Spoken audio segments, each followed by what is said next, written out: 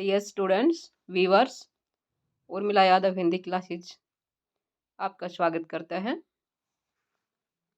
आज की इस कड़ी में कारक के विषय में पढ़ने जा रहे हैं।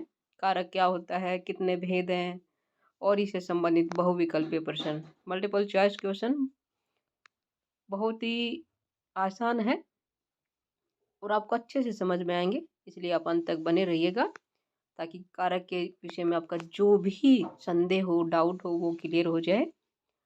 और साथ ही आपसे निवेदन भी करती हूँ कि वीडियो को लाइक करें, अपने फ्रेंड्स के साथ शेयर करें। यदि चैनल पर नए हैं तो सब्सक्राइब अवश्य करें। चलिए अब आगे बढ़ते हैं। संज्ञा कारक होता क्या है, क्या होता है कारक, क्या परिभाषा है कारक की। देखिए, संज्ञा या सर्वनाम के जिस रूप से वाक्य का संबंध किसी दूसरे शब्द के साथ जाना जाए। फिर से देखिए, संज्ञा या सर्वनाम के जिस रूप से वाक्य का संबंध किसी दूसरे शब्द के साथ जाना जाए उसे क्या कहते हैं, कारक कहते हैं। ठीक है, तो ये कारक की परिभाषा है।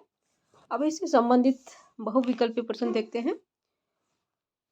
जो ये प्रश्न है वो आ रहा है, कारक के भेद कितने होते हैं।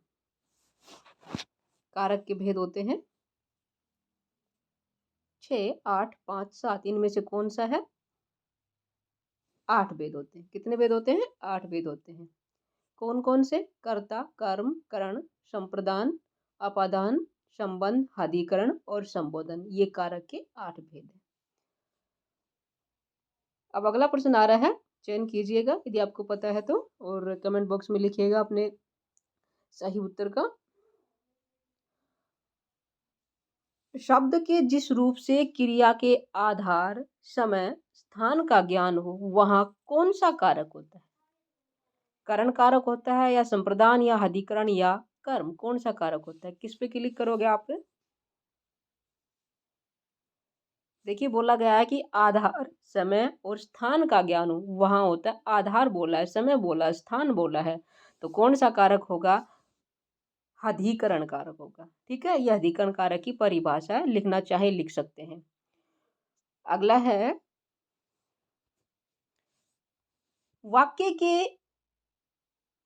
वाक्य में जिस स्थान या वस्तु से किसी व्यक्ति या वस्तु का अलगाव अथवा तुलना का बोध हो। वाक्य में जिस स्थान या वस्तु से किसी व्यक्ति या वस्तु का अलगाव हो या फिर तुलना हो वहां कौन सा कारक होता है। कर्ता कारक होता है, अपादान या संप्रदान या करण, कौन सा कारक होता है। अलगाव हो रहा हो या तुलना की जाए वहां होता है अपादान कारक। कौन सा होता है, अपादान। और इसका जो विभक्ति चिन्ह है जिसे परसर्ग भी कहते हैं उसका वो होता है से। क्या होता है, से होता है, लेकिन अलगाव की स्थिति में ध्यान दीजिएगा। करण का जो विभक्ति चिन्ह होता है कर्ण कारक का वो भी से होता है, लेकिन साधन के रूप में होता है। ठीक है, अधिकरण का आधार बोला है तो में और पर विभक्ति चिन्ह होगा अधिकरण कारक का। उसके बाद आता है 5वां प्रश्न आ रहा है स्क्रीन पे, ध्यान से देखिएगा। संज्ञा या सर्वनाम की जिस रूप से किसी अन्य शब्द के साथ संबंध का बोध हो वहां कौन सा कारक होता है। इसको तो ज्यादा सोचने की आवश्यकता नहीं है। संबंध का जिक्र आ रहा है तो कौन सा कारक होगा, संबंध कारक होगा। ठीक है, संज्ञा सर्वनाम के जिस रूप से किसी अन्य शब्द के साथ संबंध का बोध होता है वह संबंध कारक होता है। और इसके जो परसर्ग या विभक्ति चिन्ह होते हैं वो होते हैं का, के, की। ठीक है, और के यानी कि संबंध बताते हैं। ठीक है, चलिए आगे देखते हैं। अब अपना कार्य स्वयं करे, ये वाक्य है और इस वाक्य में कारक कौन सा ये बताना है। कर्ता कारक है, अधिकरण है, संबंध है या फिर कर्ण कारक है। कौन सा कारक, अपना कार्य स्वयं करे, इसमें कौन सा कारक है ये बताना है। सोचिएगा और फिर चयन कीजिएगा। चलिए, इसमें है अपना कार्य स्वयं करे, कार्य का और अपना संबंध है तो यहाँ हो जाएगा संबंध कारक। ठीक है, कौन सा कारक होगा, संबंध कारक। यदि अभी तक आपने लाइक नहीं किया है तो कृपया करके लाइक कर दीजिए, शेयर कर दीजिए और सब्सक्राइब भी करिए यदि चैनल पर नए हैं तो। दूसरा जो प्रश्न नंबर 7 आ रहा है उसका वाक्य है, नंदन दूध पीता है। इस वाक्य में कारक बताइए।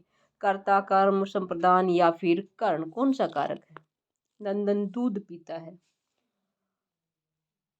अब देखिए यहाँ पे जो पीना क्या है क्रिया, उसका प्रभाव किस पे पड़ रहा है, दूध पर पड़ रहा है, कर्म है इसमें। ठीक है, तो जहाँ क्रिया के व्यापार का फल कर्म पर पड़े वहाँ क्या होता है, कर्म होता है। तो यहाँ पे नंदन दूध को पीता है, लेकिन को इसमें विभक्ति का लोप हो रहा है, तो यहाँ क्या हो जाएगा, कर्म कारक हो जाएगा। ठीक है, क्या हो जाएगा, कर्म कारक। यदि वाक्य ऐसे होता है कि नंदन ने दूध पिया, तो क्या हो जाता है, नंदन ने दूध पिया, तब क्या हो जाता, कर्ता का जो विभक्ति चिन्ह है प्रसर्ग वो ने है, तो वहां आता नंदन ने दूध पिया। दूध पीने का कार्य कौन कर रहा है, नंदन कर रहा है, कर्ता पे प्रभाव पड़ रहा है, तो कर्ता कारक हो जाता है। अब नंदन दूध पीता है, तब क्या हो जाएगा, कर्म कारक। ठीक है, अब आगे देखते हैं। संज्ञा सर्वनाम की जिस रूप से किसी को बुलाने का बोध हो, संज्ञा सर्वनाम के जिस रूप से किसी को बुलाने का बोध हो, वहाँ कौन सा कारक होता है। इसको भी ज्यादा सोचने की आवश्यकता नहीं है। संबंध, संबोधन, कर्ता और अधिकरण में बताना। बुलाने का बोध हो रहा है तो सब जाहिर सी बात है कौन सा हो जाएगा, संबोधन हो जाएगा। कौन सा होगा, संबोधन कारक, बुला रहे हैं किसी को। ठीक है, चलिए आगे देखते हैं। वह पत्र लिखता है, इस वाक्य में कौन सा कारक है, कर्ता, कर्म, कर्ण, संप्रदान। पत्र लिखता है, लिखना क्रिया है, जैसे नंदन दूध पीता है उसी हिसाब से क्या हो जाएगा, पत्र, प्रभाव पड़ रहा है पत्र पे, कौन सा कारक हो जाएगा, कर्म कारक हो जाएगा। ठीक है, चलिए अगला है प्रश्न नंबर 10। वह व्यक्ति या वस्तु जिसका वाक्य में की गई क्रिया पर प्रभाव पड़ता है, कौन सा कारक होता है। वह व्यक्ति या वस्तु जिसका वाक्य में की गई क्रिया पर प्रभाव पड़ता है, वो कारक कौन सा होगा। व्यक्ति पर प्रभाव पड़ रहा है या वस्तु पर प्रभाव पड़ रहा है, तो कौन सा कारक होगा, कर्ता कारक होगा। कौन सा होगा, कर्ता। या कर्म पे प्रभाव नहीं पड़ रहा, व्यक्ति पे पड़ रहा है या वस्तु पे पड़ रहा है, तो कर्ता पर पड़ रहा है, सब्जेक्ट पे पड़ रहा है, संज्ञा पे प्रभाव पड़ रहा है, इसलिए क्या हो जाएगा, कर्ता कारक। ठीक है, व्यक्ति या वस्तु पे प्रभाव पड़ा है तो क्या हो जाएगा, कर्ता कारक। अगला है, जिस वस्तु की सहायता से या जिसके द्वारा कोई काम किया जाए वहां कौन सा कारण, यहाँ क्या है, साधन का बोध है। किसी वस्तु की सहायता से या जिसके द्वारा कोई कार्य किया जाए वहां कौन सा होगा। साधन की बात पहले भी आई थी कि जो विभक्ति चिन्ह होता है कर्ण कारक का से होता है, लेकिन साधन के रूप में, तो यहाँ क्या है, साधन है, तो कर्ण कारक हो जाएगा। कौन सा हो जाएगा, कर्ण कारक। ये कर्ण कारक की परिभाषा है। अगला प्रश्न है, प्रिया कुत्ते से डरती है, इस वाक्य में कारक कौन सा है, कर्ण, अपादान, कर्म या कर्ता। प्रिया कुत्ते से डरती है। अब देखिए विभक्ति चिन्ह कौन सी आ रही है, से आ रही है, तो से के लिए या तो कर्ण कारक होगा या अपादान होगा। कर्म और कर्ता तो हो नहीं सकते, या तो से या अपादान होगा। लेकिन यहाँ पे कुत्ते से डरती है, साधन क्या है, कुत्ता है, लेकिन यहाँ पे क्या है, डरने का बोध है।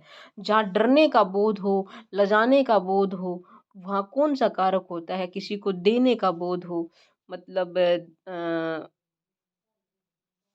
देने का नहीं, या डरने का और लजाने का बोध हो, वहाँ क्या हो, या फिर किसी को निकालने का बोध हो, तो वहाँ होता है अपादान कारक। कौन सा होता है, अपादान कारक, यहाँ हो जाएगा अपादान। ठीक है, कुत्ते से डर रही है।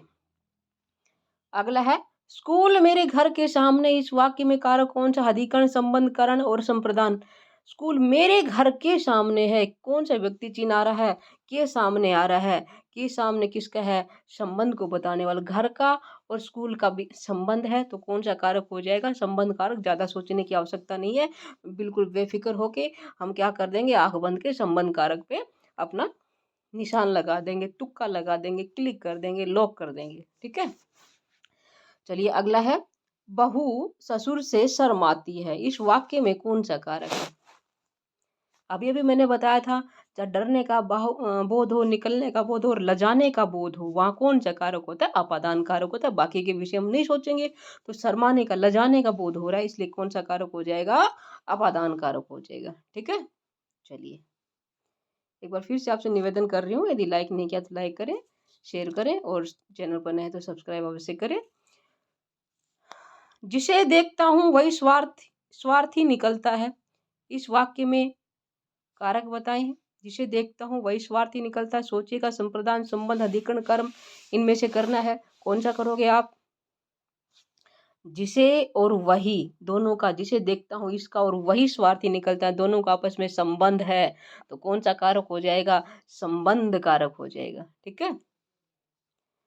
अगला है, जिस शब्द से किसी के लिए कुछ करने या देने का बोध हो, वहां कौन सा कारक होता है? कौन से कारक की परिभाषा? संप्रदान, संबंध, करण और अधिकरण, कौन से कारक की बात परिभाषा है? किसी के लिए कुछ करने का या देने का बोध हो, संबंध हो नहीं सकता, करण भी नहीं हो सकता, अधिकरण के विषय में पढ़ सकते हैं, ये भी नहीं हो सकता। कौन सा बचा? संप्रदान। तो यहाँ क्या हो जाएगा? संप्रदान कारक। देने का बोध हो, किसी के लिए कुछ करना हो, हित पूर्ति हो, ठीक है, किसी की हित पूर्ति हो, तो वहां होता है संप्रदान कारक। अगला प्रश्न है,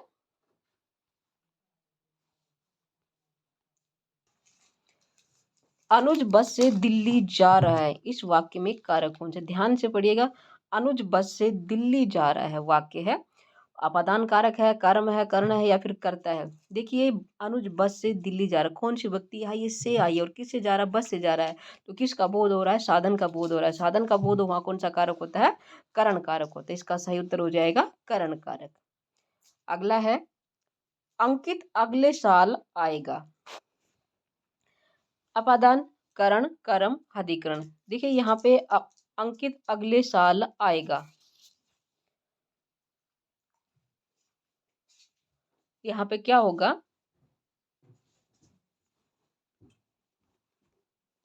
सोचो, चलिए बताते हैं इसका।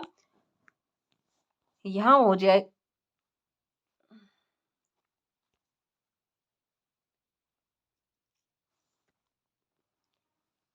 अधिकरण हो जाएगा यहाँ पे। कैसे? कैसे होगा अधिकरण? कि यहाँ पे व्यक्ति का लोप हो रहा है, अंकित अगले साल में आएगा, आधार का बोध है, कब आएगा? अगले साल में आएगा, तो वहां क्या है? आधार है, समय का बता रहा है। पहले बताया था समय हो या फिर आधार हो, तो वहां क्या होता है?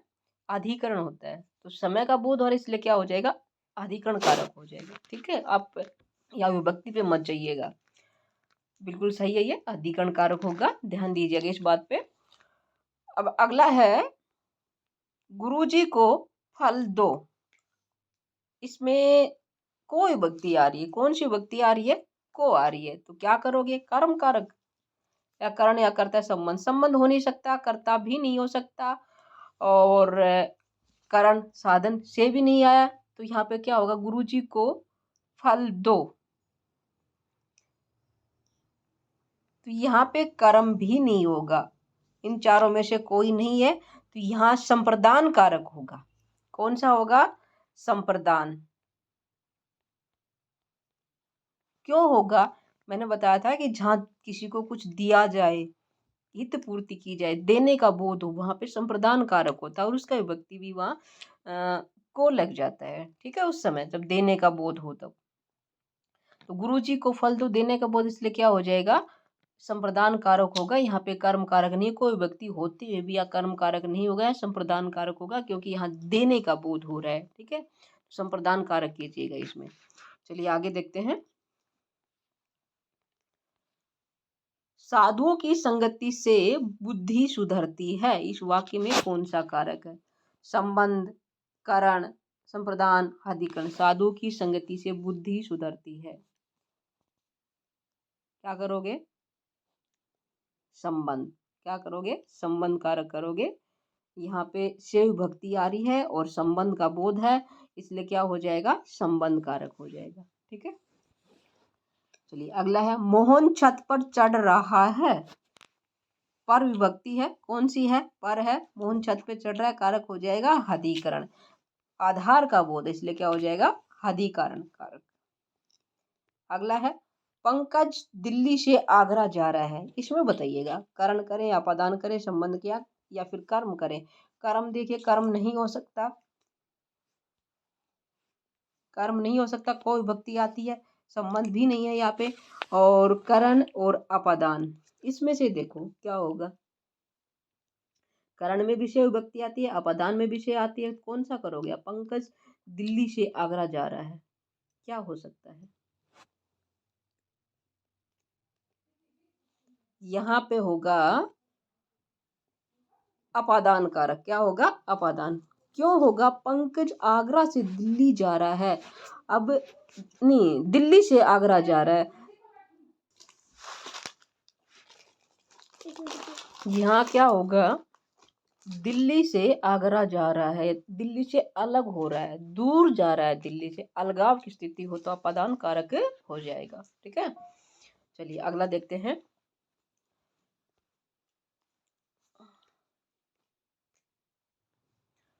मयंक ने गड्ढे से पानी डाला। सोचिएगा और फिर चयन कीजिएगा। मयंक ने घड़े से पानी डाला, से विभक्ति आई है तो संबंध और कर्ता में तो हो नहीं सकती, अपादान करण में होगी। तो क्या हो जाएगा? कौन सा होगा? घड़े से पानी डाला, किसी में डाल रहा है, घड़े से तो पानी क्या हो रहा है? दूर हो रहा है ना, अलगाव हो रहा है, तो कौन सा हो जाएगा? अपादान होगा, करण नहीं होगा। यहाँ पे ध्यान दीजिएगा इस बात का कि घड़े से पानी डाला, कभी फ्लो फ्लो में आप करण कारक कर दो, गलत हो जाएगा। जो पानी है वो घड़े से दूर हो रहा है, इसलिए क्या होगा? अपादान कारक होगा, अलगाव की स्थिति है यहाँ पे। चलिए अगला देखते हैं। था ना मजेदार और कंफ्यूज वाला? अगला है मदन ने पत्र लिखा। मदन ने पत्र लिखा, यहाँ पे तो सिंपल सी बात है, मदन ने विभक्ति आई है तो कौन सा कारक हो जाएगा? कर्ता कारक हो जाएगा। मदन ने पत्र लिखा। ठीक है, तो ये थे कारक से संबंधित मल्टीपल चॉइस बहुविकल्पीय प्रश्न। उम्मीद करती हूँ आपको बहुत अच्छे लगे होंगे और समझ में आए होंगे। समझ में आए हैं, अच्छे लगे हैं तो आप इसी तरह बने रहिएगा और मेरा याद हिंदी क्लासेस पे अपना सहयोग स्नेह दीजिएगा और लाइक शेयर कीजिएगा। और यदि चैनल पर नए हैं तो सब्सक्राइब करना ना भूलें। फिर मिलते हैं अगले विषय के साथ। आपका दिन शुभ हो।